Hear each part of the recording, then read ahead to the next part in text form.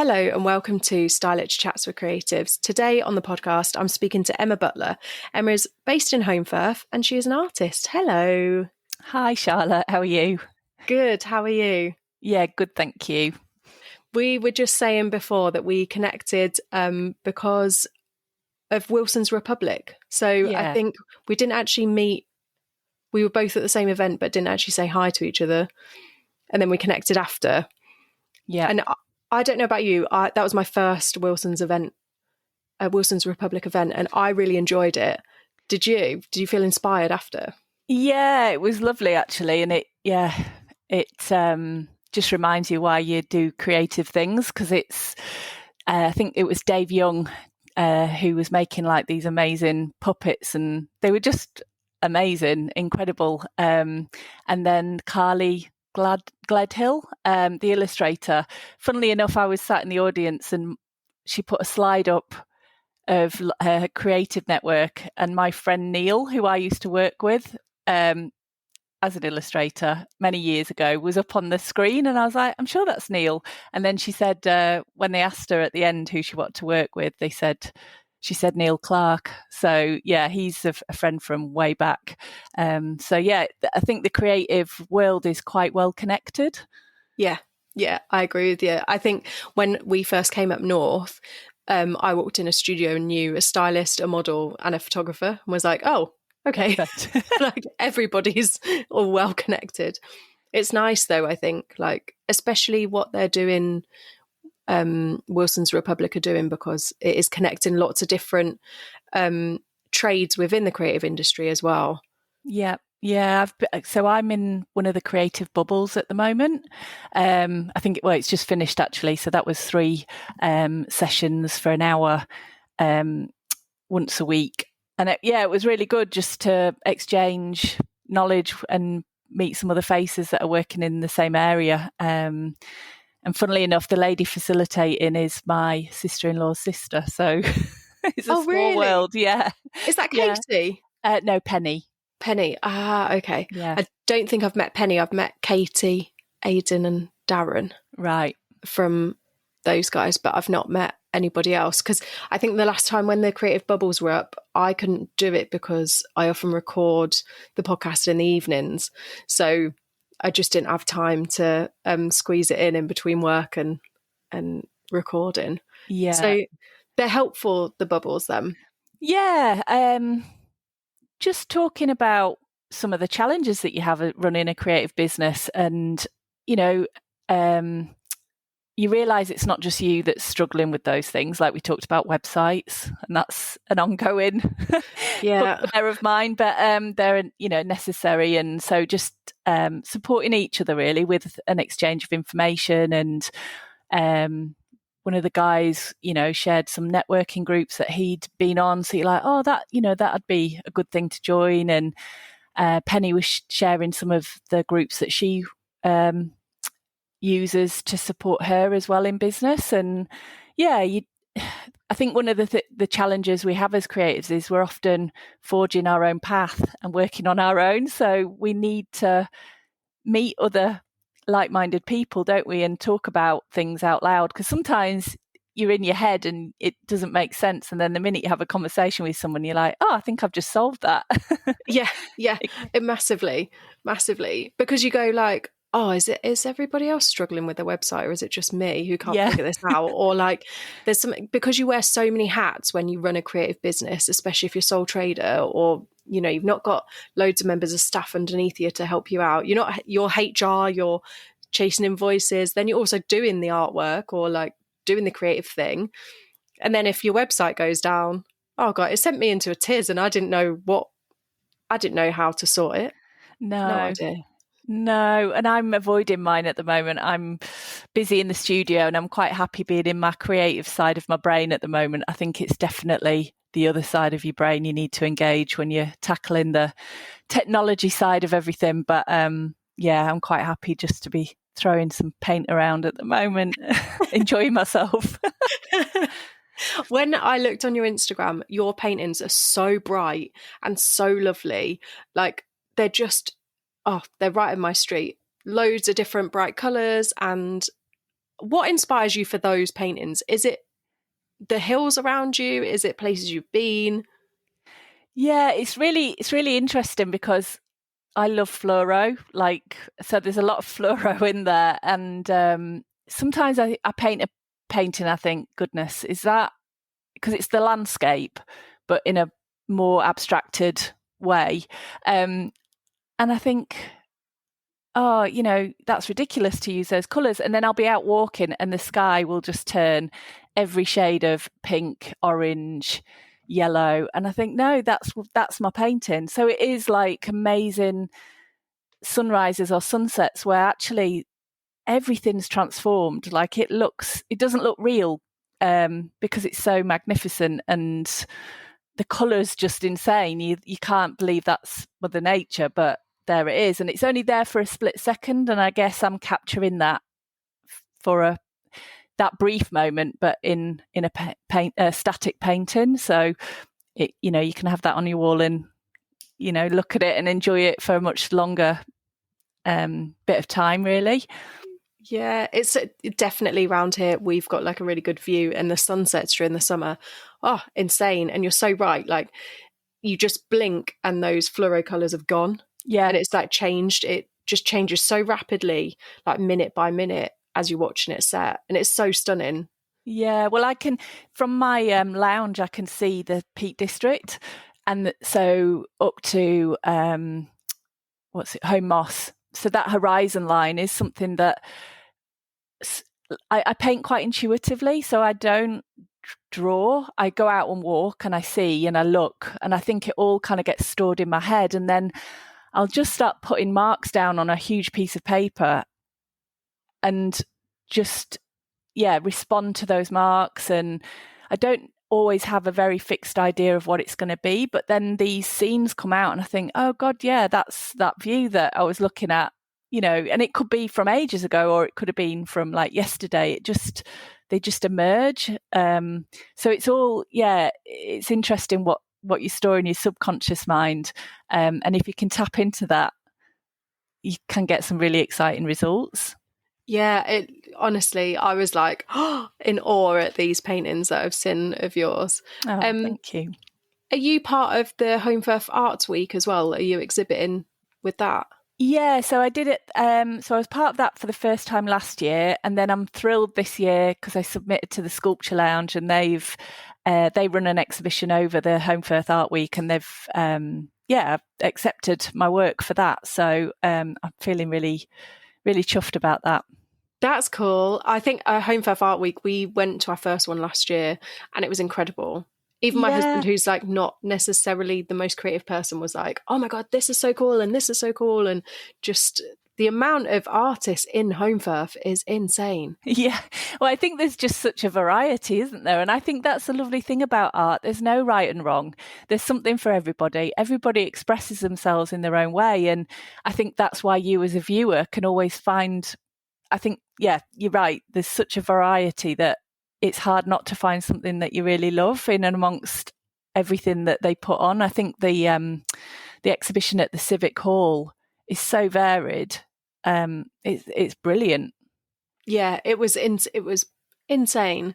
I was stood looking at stuff, and then I turn around and my husband's like, oh my God, have you seen this? And then you look a bit closer and there's like loads of little details and stuff, and just it was so good. We didn't even get to some of the fringe events because a lot of the other studios open up and stuff, don't they? And we didn't even get to those. Like, yeah, there's a lot. There's a lot to see in a week. Yeah, so much. Yeah, and it's brilliant. I mean, I think when you've got like stunning scenery like we have on the doorstep, it is a bit of a mecca for creatives because it's so inspirational, and you can't, nature is the source of inspiration for a lot of artists. So yeah, it's not really surprising that there's such a large group of people who just like beautiful things. Yeah. Yeah, that's it. So how did you get into painting? Were you always painting when you were younger as well? Or is this something that's evolved as you've gotten older? Well, I always joke because I got nicknamed the best cutter outer at play school. So from the age of about 3 or 4, just loved making stuff, and that's how I'd describe it, cutting and sticking. And I can remember getting some house points at my primary school for this butterfly that I painted. And so it's always been a natural progression through school and education to always do art. I had a fantastic art teacher at GCSE level who literally walked me into the art, well, it was a whole room of art materials, and just said, like, go for your life, whatever you want to use it and go for it. And I remember I made this big chair because I was really inspired by Georgia O'Keeffe, that does the very close-up floral paintings, really bright colour, but it makes you feel like you're a tiny little insect kind of sitting inside these flowers. And I built this big poppy chair so that you could sit in this chair and be almost enveloped by the petals. And I made it out of wire mesh and plaster of Paris bandages and spray painted it. But yeah, I was given so much freedom and encouragement at high school that I'm really grateful for that. Did you then carry on into college in uni and do art as well, or did you go a little bit more academic? So I was weirdly quite good at maths as well. So I actually I left my high school, Brighouse High School, and I went off to Greenhead College to do art, maths, English language, English literature and general studies. I think it was 5 A levels. And I had done these big paintings at GCSE level. And so I was doing my A levels and I wanted to continue to do that. But my art teacher obviously didn't know me very well and was just like, you want to do what? And just wasn't on board with what I wanted to do. And I had a bit of a panic because I just thought, oh my God, I really love art. And I don't think I'm going to get the nurturing here that I really need. So after a whole term, I left Greenhead College and I went back to my high school and did my A levels at my sixth form centre there. And I'm glad I did, because really that was what my passion was. So after that, I went off to Dewsbury College to do a diploma in art and design. So I did my foundation course, which was like playing with everything. Like they just literally said, right, whatever you've learnt, forget it. Here's a load of materials, just have fun. So you were literally going back to being a child again and just letting loose, really. And it became very obvious from what I was kind of gravitating towards. My tutors were like, you'd either suit a textile course or an illustration course. I was much more 2D than 3D. You do dabble in clay and sculpture, but yeah, it was definitely surface pattern was my thing, and colour. So I went around loads of different universities on my own, just jumped on the train. My mum was quite shocked because I was so driven to get the best course that I wanted. And I ended up applying to Manchester Metropolitan University for a textile degree. I think they only, because they get inundated, it was 1 in 5 people that got selected to go on that course. And I was lucky enough to get through and get on that course. So, yeah, I was a bit daunted about moving to Manchester, being a bit of a towny girl. But yeah, off I went. That's so cool. That's so cool. Yeah. I bet you had different inspiration being in the city as well, because it's quite a bustling city, is Manchester. There's quite a lot going on. Yeah, well, interestingly, and I've always found this, whatever my environment is very it totally affects my work. So yeah, I mean, I was very inspired by flowers when I was at home. Then when I went to Manchester, sure enough, I was drawing like Rusholme and Curry Mile and all the massive town buildings in the centre of town, and the Corn Exchange, which was a magnificent building. So I started drawing people and buildings. And it's interesting, when now I'm like, there's no buildings, there's no people. It is purely like land and sky. And I think that's very much an expression of being in Holmfirth with the Peak District on the doorstep, really. Yeah, it's nice to hear how your journey, your art history has changed, and it's ebbed and flowed with your environment. And that's really interesting. Yeah, definitely. So did lots of drawing from, like I say, from real life in Manchester, and my degree show ended up being 3-foot floor to ceiling silk hangings, but hand painted. So I definitely, some people were leaning towards furnishing fabrics, some people were leaning towards fashion fabrics, and I kind of went down the middle of the road and did fine art because my paper pieces were just like big paintings, and I drew Whitby, which was a place that I used to go to as a little girl and have always frequently visited. So they were these kind of seaside, very painterly, busy townscapes of Whitby with boats and seagulls, and very colourful, very whimsical, I think. And then I took those silk hangings and my portfolio to new designers, and I won the Best Use of Colour Award, sponsored by Dulux Paints. So that's so awesome. Well, there was £1,000 cash prize. So as a student, I was just like, oh my God, this is amazing. That's so cool. Do you still have your silk wall hangings now? Yeah, they're rolled up somewhere. I've got a big portfolio of past artwork. I think it'd be a shame to throw it away. So I don't have them on display, but I do keep them because, like you say, it's a journey and you change so much. So it's like your visual record of where you were and what you were inspired with at the time. Yeah, that's so cool. Oh, I can just imagine what they look like from seeing your work now.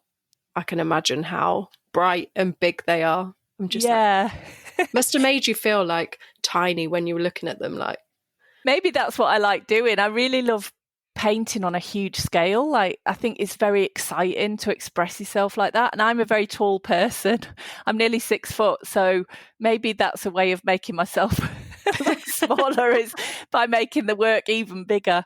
Some of the paintings that I'm doing, well, I've had 2 commissions lately, and they're 1.5 meters square, which I've been regularly painting 1 meter by a meter.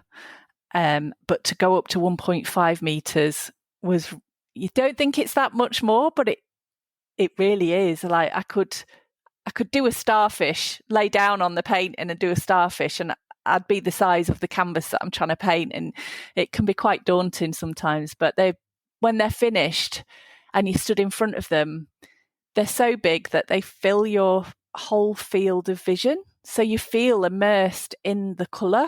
And I think that's the exciting bit of what I feel like when I'm stood in the landscape. I just want to feel it all your senses be kind of ignited. I think that's why I paint big. Yeah, I do like it when you go to an art museum and there's huge stuff and you kind of just let yourself be absorbed by things because it brings out different feelings, or you get like a different sense from it, or you kind of can imagine yourself stood in that landscape, or and that's quite nice. I mean, there's nothing wrong with tiny paintings either. They're also got their own place, but I feel like these ones that absolutely absorb all of your attention, there's something special in that. Yeah, I think it's escapism, isn't it? For that moment, you're kind of in their world.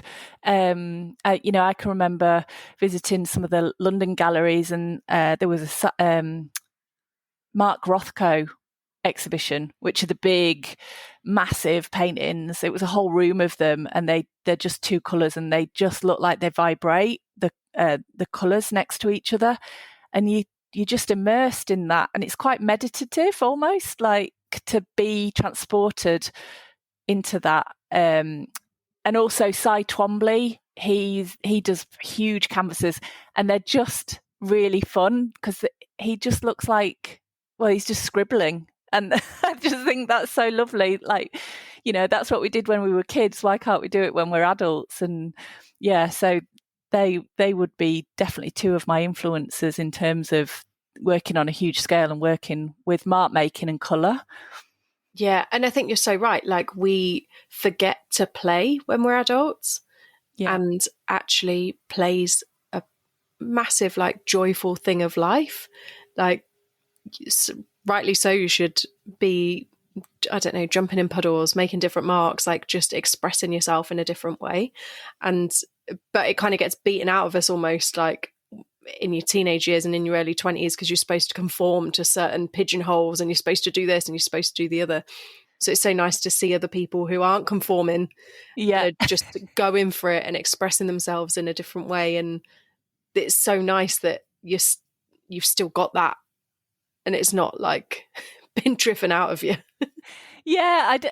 I'm all for fun. Like, I'm all for having a good time. So I definitely, I think that particularly for me, colour's really important. Like how you dress. I'm dressed in black today, but I do have a colourful wardrobe, and life can be very serious and very heavy. And I think for me, my painting is the place that I can escape to, where maybe I can just be a big kid again, and you don't have to worry about the bills and all of that. You can literally just get your paints out and make a mess. I'm very lucky. I've got a nice big studio at the moment, so I can literally just get all the paints out. I don't have to tidy up. It really is quite indulgent in that sense. I have got some photos on my Instagram of the chaos that it can get. Like, sometimes I have to go, all right, come on now, Emma, you do need to tidy up a bit, because you can't actually find the paints in between all the other stuff. But yeah. That's so cool that you've got a space as well to do it. How do you find having that space away? Does it help you go, right, okay, I can focus on that, and then I can come home and do whatever I'm doing, rather than it being all in one space?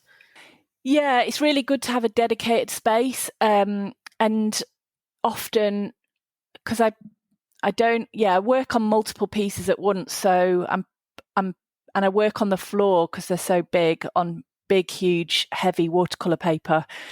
So I can stick those up on the wall and then start new pieces, but have those other pieces around me, and it feeds into the work. So your body of work that you end up with is quite cohesive, because you're drawing inspiration from the colours that are already around you and feeding that back into the new work. And I would definitely say that to anyone making their own work and developing a style is, don't be looking at other people's artwork. You need to have your own voice come through, and that's why it is very important to have, like, when I walk through that door in my studio, I'm immersed in my world, and I have all those images around me and my colours and my tools and stuff. The house that I'm in now has got a lovely top floor with lots of light, and when I first moved in, it was just at the beginning of lockdown. I had no furniture and couldn't get any furniture, so it was perfect to be a studio. But I did end up with like pink fluoro ink on my carpet. Oh no.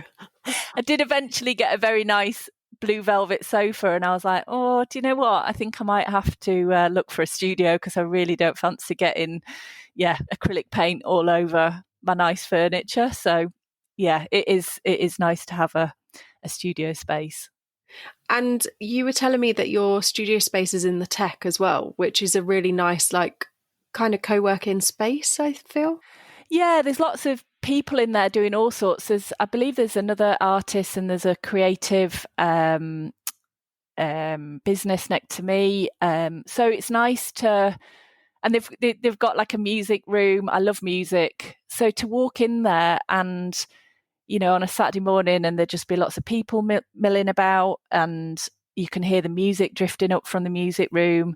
It feels a very safe and nurturing space to then for me to go into my little room, shut the door, and get on with some work. It's nice to hear lots of people around me, even if you're not directly engaging with them.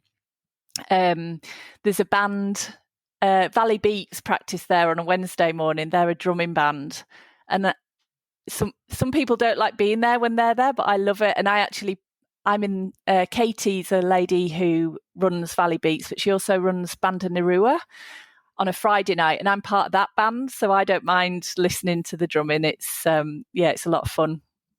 Yeah, it's nice that you've found a little community there as well. And I think it's so important to, as creatives, we can often shut ourselves off because we're busy working on something.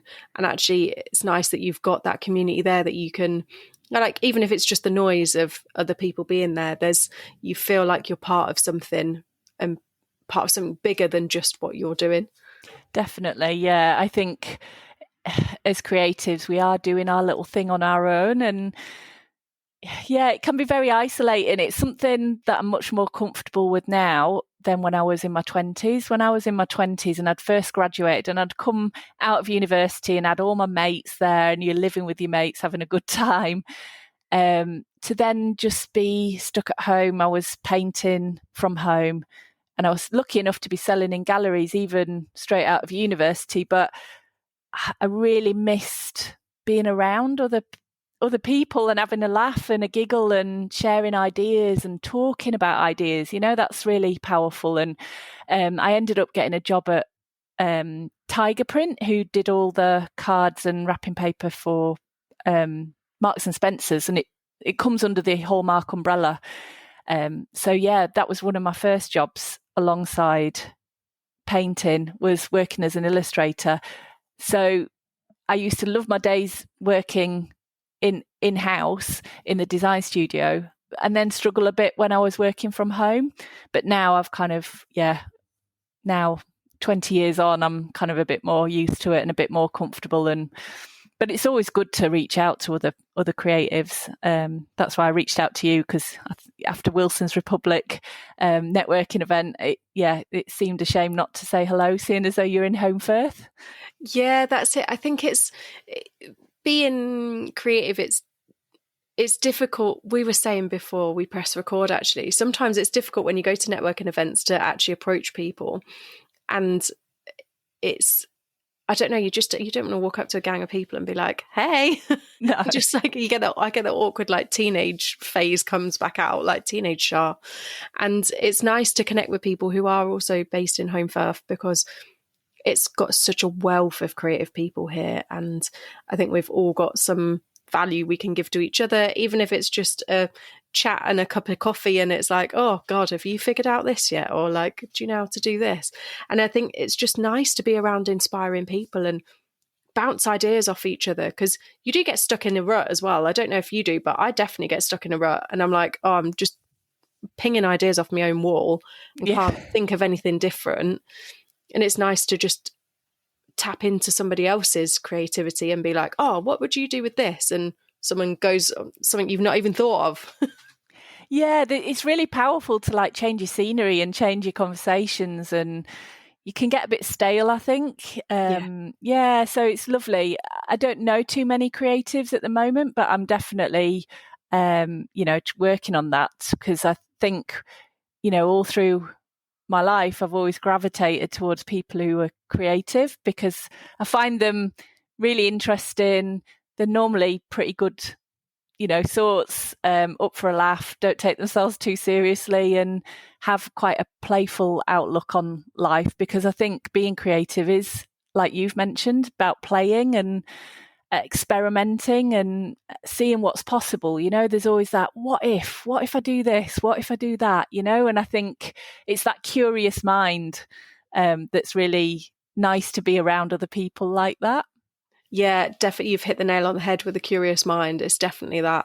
Because also I think as I've gotten older, I've lost the perfectionism type thing when it comes to personal work. And I'm more like, well, what's going to happen? Like, if something looks shit, it doesn't matter. Like, at least I know I've tried it and it doesn't work, and that's fine. Like, so, the world's not going to end just because I can't draw the dog properly, or, Yeah. Yeah. But that takes bravery, doesn't it? And it takes vulnerability. And that's why it's nice, you were mentioning earlier about going and doing some workshops, putting yourself in a nice environment where you do feel supported to kind of be brave and put some marks down and maybe get it wrong, but know that you've had a nice time and met some nice people along the way, or done it wonderfully and surprised yourself and, come away with something really lovely. Yeah, I think Charlotte, who runs the life drawing classes, we have a little bit of banter there because I suck so bad at drawing faces and hands. So whenever I go, she's like, "You're going to draw some hands today." And yeah, it's just they're notoriously difficult, aren't they? I know when I've been to life drawing classes, you end up with like some people just have like an oval where the head should be, and they just leave it blank, or like little mittens for hands. Yeah. They are the tricky bits. It's so hard. And I even said to her, I was like, I could literally show you my college work where there's not a face in any of my life drawing. Like I just draw chins. Like, oh, really? It's nothing else. Oh. But again, if you don't try, like, because I thought, oh, well, I'll have a bash at it, drew it and was like, oh, dear Lord, like this cannot be seen by anybody. But then, you just, the more I practice, probably the better I'd be. But you just have to try. You just got to try and just be like, well, it's not gonna make any difference if it's rubbish or not. At least I've had a bash and realised that I still can't draw faces 20 years later. Yeah, well, that's it. It's not for everybody, is it? No, massively. Yeah, you see, I love faces. I'm the opposite. I love the hands and face because I think they're complicated. So it's the challenge. Like, can I draw them? And I did when I was doing my GCSE. I was obsessed with Oasis. They were like at the height of their fame, and I ended up drawing the band. That's what my final show was at GCSE. And weirdly, we were talking about how your work evolves. So, like I say, when I got onto my degree show, I was drawing Whitby, and there were no people in there, buildings and boats and seaside. But I went travelling, and I ended up living in New Zealand for 13 years. And over there, I didn't draw landscapes at all. I lived in the mountains. I lived in the most scenic area. I didn't draw the mountains at all. I drew people, and I created this character called Ruby, and I painted her and Porcelina. I had this other series of female portraits called Porcelina that were quite quirky, big eyes, and done in very like wearing quite avant-garde hats that look like flowers and stuff. Totally different. And then when I've come back to England, never painted a person since. All about the landscape. So isn't that weird? That's so weird. It's really weird. But also like the evolution there of your journey, and also like just going, I'm in New Zealand, I'm going to draw some faces.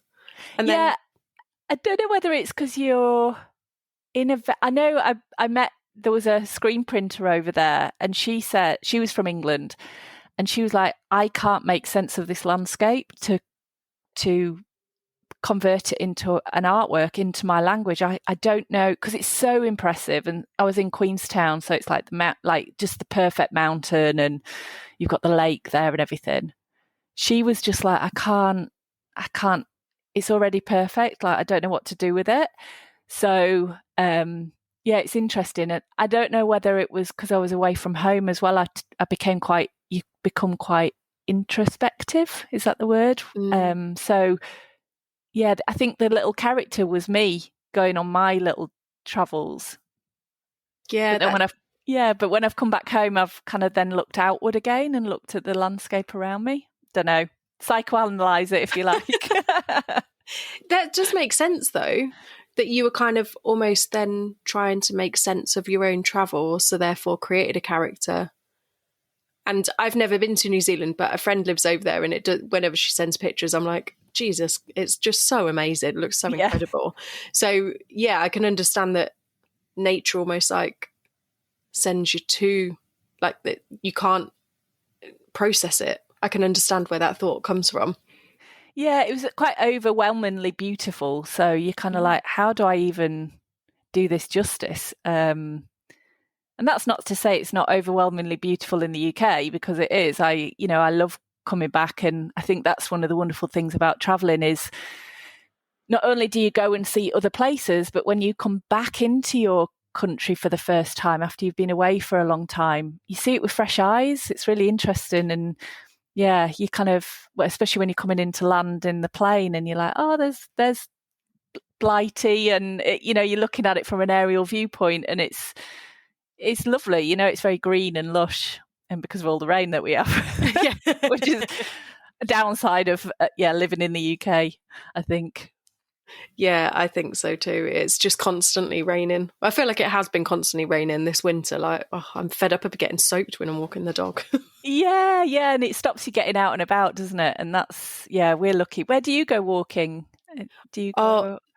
Like from our house, we can go up to Skulls. We can go up. I'm not very good with directions, to be honest with you, but there's like a managed wood that we can go up to, or we'll walk. You can walk the kind of wiggly way into town, so or walk to Totties and round Waldale. So this is all from our house, or we drive a little bit and go up to.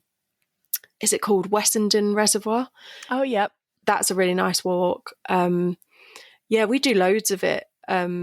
We really enjoy it, but our dog's a little bit more senior now, so we can't take her quite as far. So a couple of hours and she's like done. She gets a bit knackered, but it's just nice to get out and just listen to the birds and touch the moss and like see the view. And even if it is a bit rainy, it's it's not the end of the world, but it's just nice to get out, isn't it? Yeah, touching the moss, you were saying about that. There's some insane moss where we live. It's like luminous green and it's really thick, isn't it? Like you want to touch it because it just looks like a fairy pillow. It's really tactile. And the bird song at the moment as well, like seems like, I don't know, I'm walking around going, is it just me or is it really loud? I think the birds have just woken up and gone, yes, we've had a bit of sunshine. Spring's definitely here. They massively are. And I am just going to unlock a geek level that I've just been doing. But I downloaded a bird identifying app, and you can literally press record and it will identify which birds are singing. And it's so good because out walking with the dog, sometimes I'm like the same as you, I'm like immersed in everything. And I'm listening to the birds. I'm like, I wonder what that is. And so this is really great because you can just whack it on and it will say like, I don't know, a skylark or a blue tit or something. So that's really great. I've really been enjoying that. And my husband laughed at me, took the piss, and then he downloaded it. So, you've converted him. Yeah, that's it. I said to him, it's a bit like Pokemon Go from when we were younger. I said, you've just got to like turn it on and find the birds. Yeah. But we're really lucky. Like we're on the top of the hill, so we've got trees and stuff below us. So we get bats, we get loads of nice birds, squirrels, like get loads of stuff. So we can sit out on the balcony and just listen, and you're absorbed by it. Yeah, it's amazing, isn't it? I think Adam Buxton, I listen to his podcast a lot when I'm in the studio, and he's got the bird app, I think, because he's always out and about with his dog. And also, Vic Reeves, Jim Moyer, he's very inspired by painting birds, isn't he? And he's done that TV show with his wife Nancy about bird spotting and stuff. So you're not alone, Charlotte. I know. I just feel like maybe I'm a little bit older. I'm doing activities that are a bit older than my actual age, maybe. I don't know. No. It's one of those where I've told a couple of friends about it and they've looked at me weird, and then I've shown them and they've been like, actually, that's really cool. Yeah, definitely. I'm all for that. I'll send it to you because it's really good. It's really good. I'll be painting birds next. That'll be it. So what's your favourite? Have you got a favourite medium that you like to work with, other than like your fluoro paints? Yeah, so I don't remember on my textile course like having traditional painting technique course. We didn't do any kind of, you had to find your own way with whatever medium you wanted. So acrylic became my thing. I find it really versatile. You can layer it, you can work very quickly with it and it dries, but you can also kind of use it like a watercolour, like in washes, or put it on really thick. So that's what I tend to is the basis of most of my paintings. And then on top of that, I'll use lots of mixed media. So watercolour crayons, sometimes pastels, I've got some Posca pens, ink, whatever goes. Like that's why I have it all out on my desk, so I can just grab it spontaneously and just scribble on the surface, because I think sometimes that's the thing. It's like agitating the surface and seeing if you can make the colour even more intense by having lots of shades of maybe the similar colour and stuff. So yeah, and big paintbrushes. Nice. I used to love acrylics as well. I think I've probably still got some in my craft bin over there as well. But they're nice because you can layer them. And I think for me, oils, I don't have enough patience for them to dry.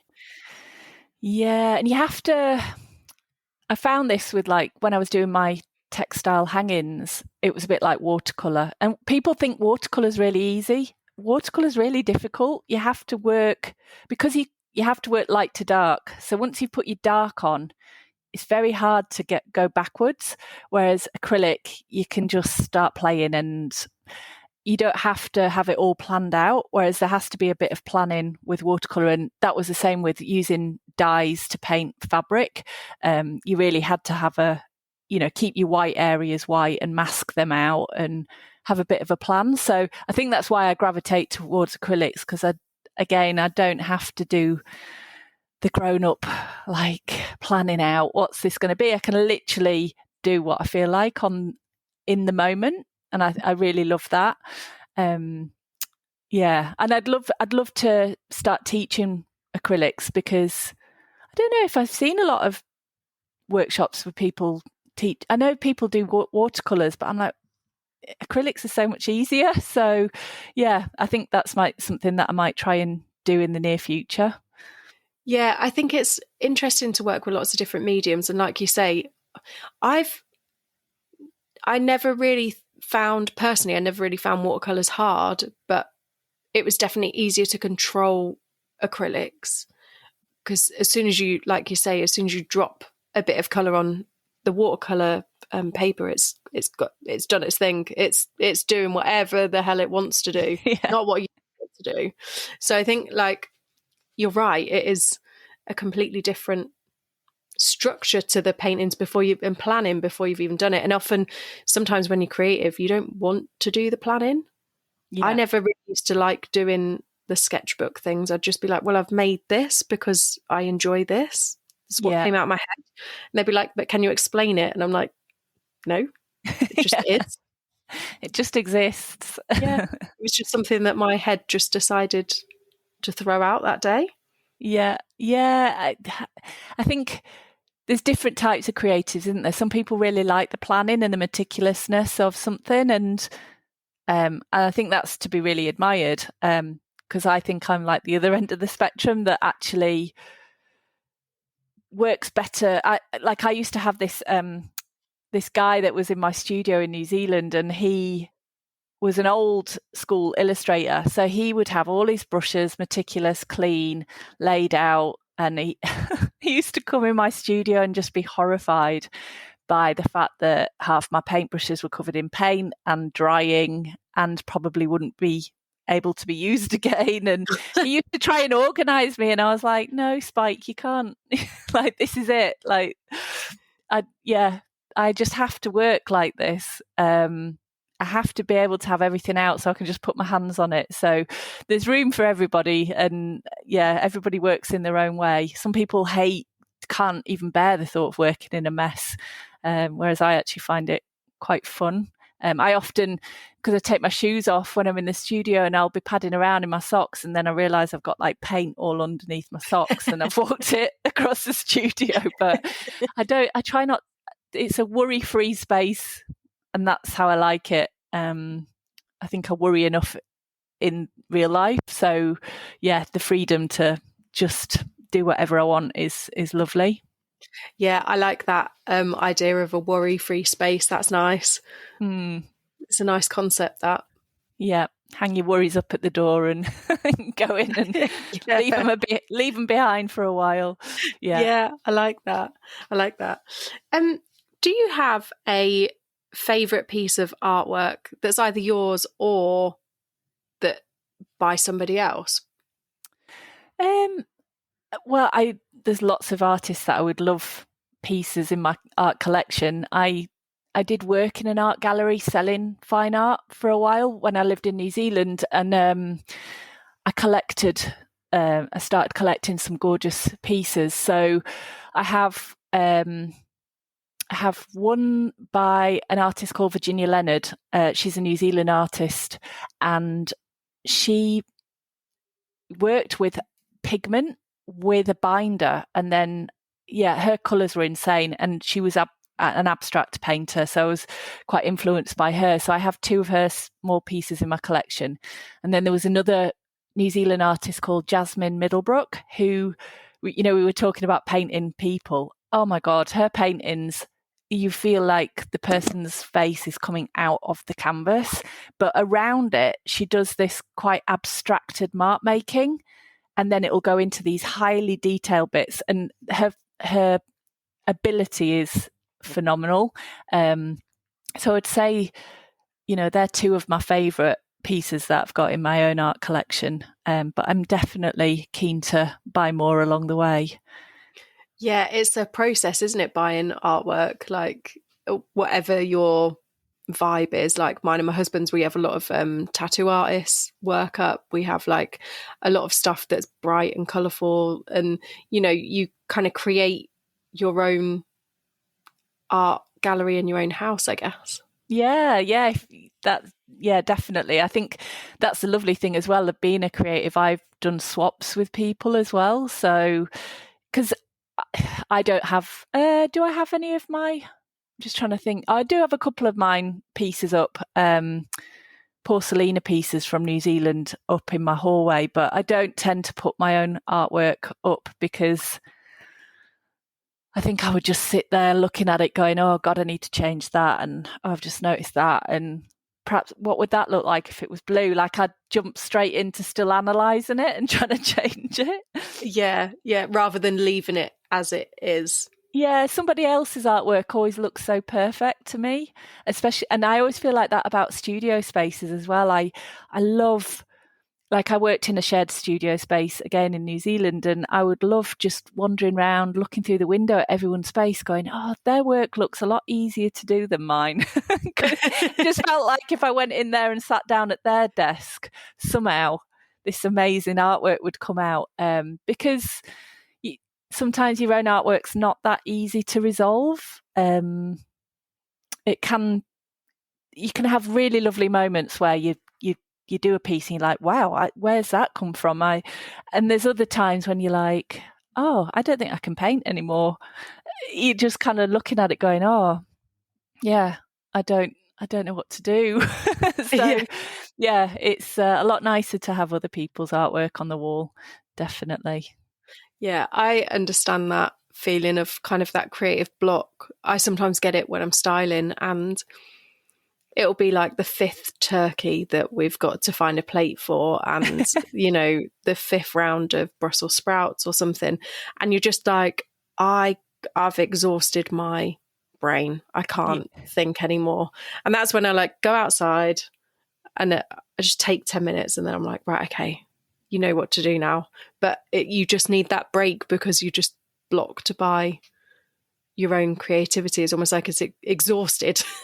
Yeah, you need to I do that often. I think sometimes I don't do long days in the studio. I do quite short bursts because I drop into a certain kind of space in my head and I can paint there for a short space of time. And then if I have a break, sometimes I can't get back into it again. Or if I'm like you're saying, you're struggling with something and you're trying to attack it from different angles to try and resolve it. The best thing you can do is walk away and just go, I'll come and have a look at it tomorrow, because you get so saturated with it. You can't see the wood for the trees. I've done that before, and then I walk into the studio the next day and I'm like, oh yeah, I just need to slap some blue on that area and it'll work. Or sometimes you get a bit precious over certain areas in your painting. You're like, oh, I really like that. I'll paint round that but actually what you then end up doing is having a very, what's the word? Like disjointed. Disjointed, that's the word. Thank you. Disjointed painting. So actually sometimes if you leave it a day, you're not so precious over it and you're like, all right, I need to paint over that. And that's the thing, like there's so many hidden layers that nobody gets to see. I sometimes photograph the paintings as they evolve, because where they start and where they end up sometimes are like, that's a journey in itself. Yeah, that sounds really interesting, actually, like taking a shot of your work in progress, because I think you're right. When you're creating like that, sometimes you do get so absorbed in it, and then you're like, why is this not perfect? And almost getting so frustrated when actually like it's great. Yeah. And then sometimes you can overwork stuff, and then you look, so it's better to stop before you start overworking. Yeah.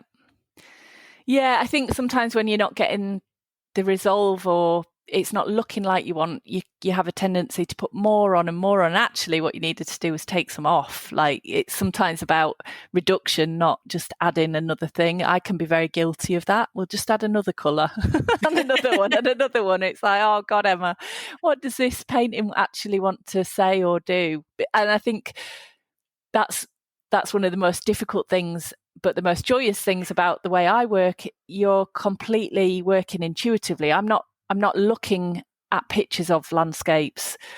These are just evolving on the page. So I don't know. I have to listen to them. Like, they're in charge. I know that sounds really weird, but they're telling me what they want to be. I'm not forcing them to be anything. Like, the first marks I put down, I think sometimes that's the bit that I'm in control of. And that dictates then where they go, and I respond to those marks. But then it's very much the painting kind of shaping where it wants to go. Yeah, I think it's so interesting to hear how you create these paintings, because it's just a different way of creating. It's great. Well, it's the only way I know, really. So I don't know. I make it up as I go along, but I've been making it up as I go along for kind of 30 years. So it's a practice that I know very well, but because I'm represented by a gallery in the Northeast, and they'll say, oh, I'm very fortunate that my work tends to kind of fly out the door, and they'll say, right, we've got a commission for you. And I'm like, no, I can't do commissions because they'll be saying, oh, well, that person really loved that pink painting, but that sold straight away. And I'll be like, okay, well, I'll try. And I'll literally set out, with the view to doing a pink painting, and it'll end up being a really dark blue and grey. And I'm like, it does what it wants to do. Sometimes I really can't bend it back around. You do feel like you're wrestling a bit with them, and that perhaps sounds funny, but because they're so big as well, you're just having to do what it wants to do. Yeah, sometimes you just got to let it roll, haven't you? Let it do its thing. Yeah, let it go. So, tell me about your solo show as well that you've got going on. Yeah, so that's a lovely gallery up in the Northeast called Gallerina. And I was fortunate when I did my degree show. A lady bought a piece of artwork at my degree show, took it up to Darlington to this gallery/framers, and they were like, oh, we're extending our art gallery. We love this artist's work. Would you put us in touch with her? So I started my relationship with Gallerina like 23 years ago. So I ended up working there as well as selling my art in there for a short period of time. And then I went off travelling, but I always kept in contact with them. Occasionally I'd send work back to them from wherever I was. And so since I've come back to the UK and settled in, they now stock my work regularly, and they've expanded their gallery is the right word. They've expanded their gallery now. There's a whole big space upstairs, so that's where the solo exhibition's going in, which is quite daunting but quite exciting at the same time. Yeah, that's so exciting. Yeah, it's really exciting. I think when you're setting out as an artist, a solo exhibition is always one of the goals, that you could ever create, A, that much work, and B, that someone would give you all that space, So I'm really lucky. They're a fantastic gallery, and if anybody, listening to this is up near Darlington. They're definitely a really friendly group of people to go and stick your head in and say hello and see what other lovely artwork they have in there. So when is your show on? Is it in the next few months or? Yeah, so it's April. It's Saturday I want to say 20th or 22nd. I don't know. I'll look at my phone, but it's coming up April. I think it's the third Saturday, and then it's going to run into May. So it'll be up for about 4 to 6 weeks. So yeah, that's cool. That's really cool.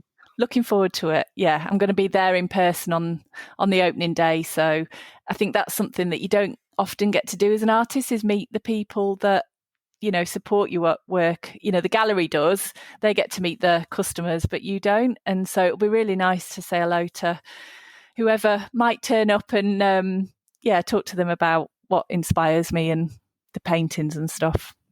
That's really cool. On that note as well, what does inspire you outside of your work? So we've talked about the hills and your environment inspiring your work, but is there anything else that inspires you within your life? Sunshine. Yeah, with you on that. That is definitely, big blue skies, sunshine, travelling. I think we talked about having a curious mind, and that was something that I had from a very early age. I was fortunate with my degree show that we went to New York, we went to Manhattan in the third year, and I think just being in Times Square and just being like, this is amazing, like this is so inspiring right now, made me go off and travel. And I went to Africa and trekked to base camp of Everest, and, you know, met some amazing people along the way. And so I guess that's really where I find my inspiration outside of art, is meeting interesting people, doing interesting things, having interesting conversations. So yeah, I think that, and music's a real source of joy, and festivals. And like I say, I'm in this drumming band, samba band, so we're gonna be playing at York Pride this year, so looking forward to that. Yeah, and it's really nice just to be with a load of like-minded people. You can't talk when you're playing because it's so loud, but you can just grin at each other, and, you know, everyone's having a good time. So yeah, find that really inspiring and uplifting. Oh, that's such a lovely answer. I really like that. It was so nice. Like, that's so nice. I think you're right. We do get inspired by lots of different things, and it's so great that you're also inspired by music and the other people around you doing weird and wonderful things too. I think it's, I'm with you on that. Definitely. You get to meet some lovely, interesting people doing your podcasts, I'm sure. Yeah. I've definitely met some interesting people. Well, thanks so much, Emma, for coming on. I've really enjoyed chatting to you and finding out more about your paintings, and we should definitely go for a coffee. Oh, I'd love that. Thank you. And yeah, thanks for giving me the opportunity to chat away about all things art. It's lovely. Thank you for listening to this week's episode. I hope you enjoyed it. Please rate, follow and share, as it really helps this little podcast out. And if you have found value in the podcast and you have the means to, I do have a Buy Me a Coffee link in the show notes. This will help keep the podcast going. Join me next week for another fantastic guest. Bye!